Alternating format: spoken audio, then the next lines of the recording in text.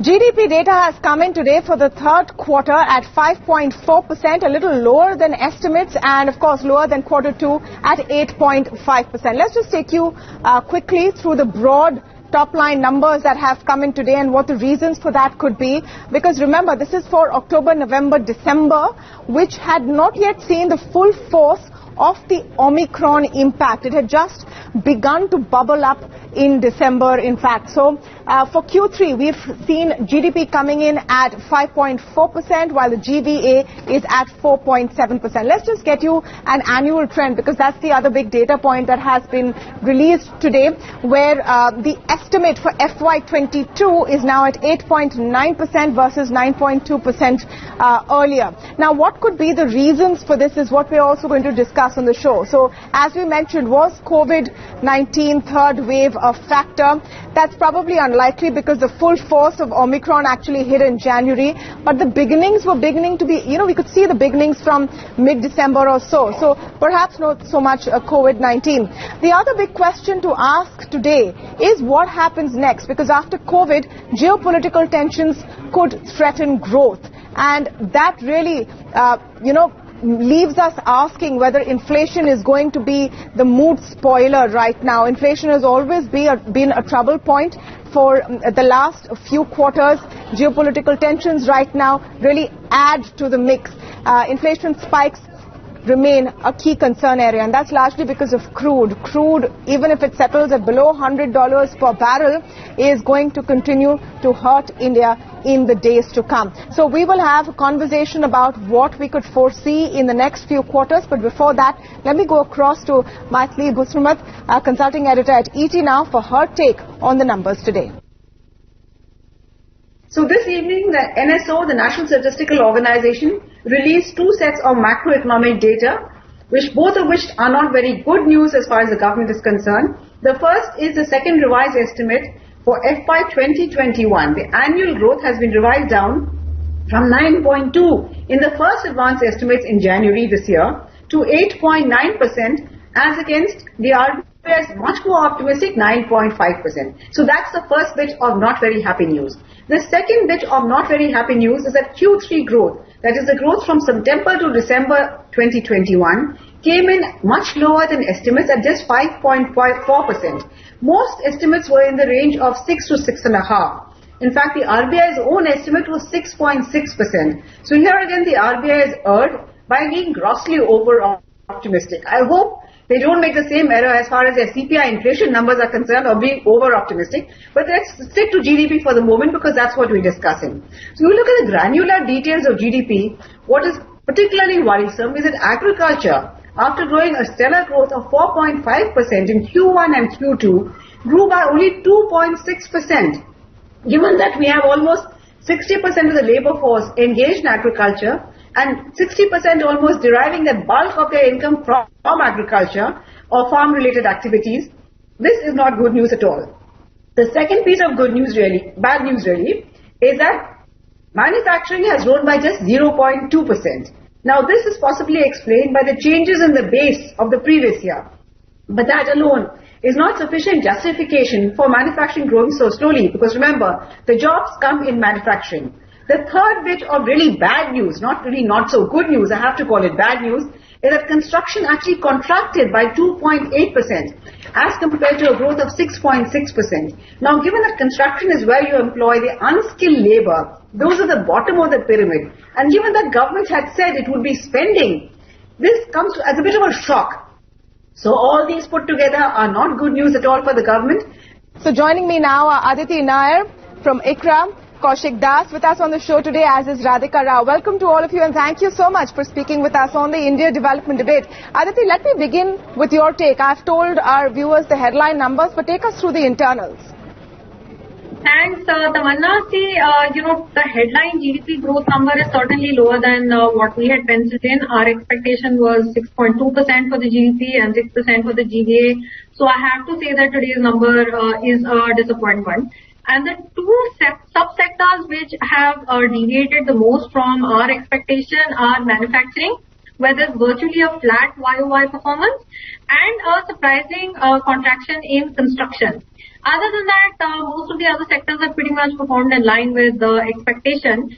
But on manufacturing and construction, the takeaway that we have at this point is that commodity prices did bite into margins despite the price hikes that were undertaken in that quarter. And as you said, this is clearly a warning sign for Q4. With the downward revision in the Q1 and Q2 data, the second advanced estimate for FY22 is what we were earlier expecting, which is 8.9%. But the implicit Q4 assumption just seems to be far too high now, given the fact that we've had the impact of the third wave in January on contact-intensive services, and margins are under a fresh pressure now, because of the elevated commodity prices, given the geopolitical situation. So I would say that Q4 does look like it's going to be barely around a 4% GDP growth. So possibly we're going to end up this year at 8.5% or thereabouts. That's the thing about how difficult it is to forecast economic conditions right now, because they're being moved by factors which are so unpredictable. So if 3-4 months ago we were all talking about COVID and the next wave and when the wave is ending, now we're talking about the geopolitical situation. Let me bring in Kaushik Das over here. If in Q3 high commodity prices were pinching and hurting quite badly, we had shortages from everything from semiconductors to freight, etc. Do you see this factor getting worse, Kaushik? Tamanna, first of all, things are very fluid at this moment. We don't know whether oil prices settle at this level, or it goes further up, or it kind of comes down if there is a de-escalation in the tension that we are having at this stage. But just to look at numbers, in October when RBI give a estimate of what they are assuming for oil prices to be in second half FY22. They assumed 75 as the average, and they did all their forecasting based on that. So compared to that, now oil prices are almost more than 35% higher. So obviously this is a big risk for growth as well as inflation. We should not forget inflation. The thing is that if we have state elections ending in the first week of March, and after that there would be adjustments to fuel prices. We don't know what will be the split, how much the government cuts excise duties to kind of take the burden off from consumers, but whether they can kind of adjust the burden completely by cutting excise duties, or some part of it has to be passed on to consumers, will depend on where oil prices settle by the first week of March or thereafter. So there could be some incremental pressure on inflation going forward, even if excise duties are cut. And that obviously then leads to pressure on household balance sheet, and that could lead to private consumption expenditure coming down. And as you pointed out, the Omicron wave was seen mostly in January. I don't think October-December number that you've got of 5.4% growth, that captures the Omicron-related impact. So you'll see the Omicron impact more in January, March. So what Aditi was saying, growth could be, obviously on the lower side. And when we are just getting out of Omicron and we are feeling good about it, then we have this, global tension, which could be negative for growth. And also the fact that inflation could be higher. We already have an inflation estimate of 5.2% for FY23, which is higher than RBI's 4.5%. So we'll have to see whether inflation, continues to be on the higher side in FY23. If oil settles at maybe not above 100, but even if it settles at 90, that is still damaging for the macro outlook. So there are a lot of uncertainties going forward, and it's going to become difficult, for any central bank to decide what to do next. Absolutely. I mean, it's so quickly that the last meeting, the last set of forecasts become redundant in the current scenario where everything changes. And, Kaushik, I think many people are feeling this, that we just can't seem to be catching a break economy-wise. You have wave 1, wave 2, then wave 3, and now this situation in Ukraine and Russia. But Radhika Rao, I want to come to you on, your take on what you think is behind the kind of numbers we saw for Q3, and will some of those reasons sustain going forward? Some will of course worsen. We're going to see the hit on demand because of COVID-19 third wave in January, but factors like commodity prices, inflation, or a subdued demand overall. Tamanna, I think I probably agree with what Aditi and Kaushik had mentioned. for each quarter we find a different set of drivers, right? So in the December 21 quarter, we did expect a more broad-based recovery because the COVID problems were, away. The case count was low, vaccination rates were picking up very sharply, there was festive tailwinds, there were a lot of positives in the picture. But there were also idiosyncratic supply pressures, right? Like commodity prices, so that was putting pressure on margins. And also shortages for certain crucial products, which was affecting, the auto sector in particular. Fast forward to the March 22 quarter, again you find a completely different set of drivers. Base effects are also turning very adverse. So you are going to see, I think, even before this GDP number, we had expected a sub 4% growth forecast that perhaps needs to be relooked, given that the overall trend is coming down. Then you have Omicron fading after a month, but then you have supply side shortages coming up. So certainly drivers changing every quarter. And I think overall we need to remember that what you've also seen in the international space is that after that initial burst in activity, after pandemic, right? Waves come in, waves go, then there is a burst, but that fades after every subsequent wave. And I think that's what we are experiencing at this stage as well. So a strong growth finish for fiscal 22 on a year-on-year basis. If you see the revised numbers is minus 6.6, so we'll be at perhaps 8.3%. But I think reality will bite in fiscal 23 because we will still have the headwind of high oil prices, and that post-pandemic drift will kind of fade away. And that's why I think the budget focused a lot on capex and hoping that domestic drivers will kind of mask the weakness in external drivers for that matter. So that's what we are counting on. But at present it looks like the private sector activity is not something to brag about. Aditi, let me talk about the inflation question. And now we need to look at it in the light of high crude prices and to what extent they will be passed on. Some estimates are that there's 8 to 10 rupees per litre sitting out there right now, which hasn't been passed on yet. Do you think that that's going to be the scary part once it really hits? And that, of course, will be a bigger decision post 10th March, possibly a political decision on how much of it has to be passed on. And that's the big factor to watch. Tamanna, I want to pick up on something Kaushik said. I also don't agree with you that the third wave is part of the reason for the Q3 number being below our expectation, because in December when Omicron had first caught on, commodity prices have actually gone down, and that is supportive of margins. It's only in January when what happened domestically was that our wave started and our restrictions started. But at the same time, globally, because of fear related to Omicron had receded, commodity prices have also started going up. So it was a double whammy as far as, our situation as January was concerned. But December, we got the tailwind of at least commodity prices having taken a step back because of the fear related to Omicron. Now, going into our crude oil and retail, pump price situation, it's a little difficult to pinpoint exactly how much petrol and diesel prices need to be revised up to catch up to the current crude oil levels. We think it's possibly around 6 to 8 rupees per litre for diesel and petrol because, one set of calculations we've done suggests that there was a higher than expected revision that had happened up to November. And therefore, the lag from December onwards is not as much as it would have otherwise been. So 6 to 8 is our sort of, rough calculation in terms of how much, the pain is going to be there. But this is also very similar to the amount of excise duty cess above the pre-pandemic level. So in a sense, the pain to the CPI inflation can at least be taken care of if we have a complete rollback in the cess on petrol and diesel back to the pre-pandemic level. Because petrol and diesel is really what enters the CPI. The cost, of course, is large. It's about 92,000 crore for the government of India to forego, although part of it may well be made up by slightly conservative tax estimation for direct taxes in particular.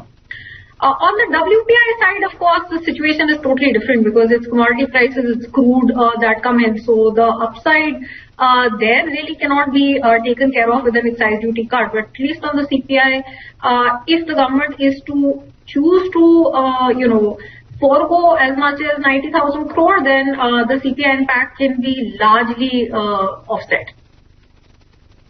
Sure. The question now is what is going to be the impact of what we're seeing in this Ukraine-Russia crisis? Kaushik Das, do you think it's pretty much restricted to the crude fallout, which we will have to, sort of cushion the blow with a cut in excise duties, etc. that can be done on the policy front? But is that the long and short of it, or are we also now having to brace ourselves for a big spike in commodity prices? So there are a couple of things. Obviously, the trade linkages are not that severe with the affected countries. So to that extent, India will not have a direct impact. But the bigger impact is obviously from oil prices and where oil prices settle, and not just oil prices. You should remember that gas prices are also pretty sensitive to what is happening globally. So if global gas prices go up, then the subsidies that the government has estimated for fertilizers for FY23, they have taken a lower number compared to FY22. Those also go up. So, and then, in March, the US Fed is supposed to hike interest rates, and there are, back-to-back rate hikes that are priced in by the market because US is, seeing a lot higher inflation than their target. So what kind of, global financial conditions we have, and whether there is a spillover from those tightening of global financial conditions into India. You have a problem related to dollar liquidity drying up, given the sanctions that have been announced. So all this will collectively, kind of determine how, this whole situation plays out for India. What is the risk on rupee? If you have oil at 100 and, if you have capital flows kind of, reducing as the Fed starts hiking interest rates, then what happens to rupee, the balance of payments? So there are, different angles from which there could be problems. So it's not just oil prices. The main risk is oil price, but it can have, different sources which are interrelated and that can, affect both the fiscal as well as the current account deficit and obviously inflation. So obviously the first thing that we discussed, all these things will have impact on growth as well. Yep. We're seeing that impact possibly coming in the later quarters. But Radhika Rao, we've spoken a lot about situations which are out of our control, whether it's crude prices, it's geopolitical conflicts, and then how the Fed will respond after all of this, in reaction to all of this.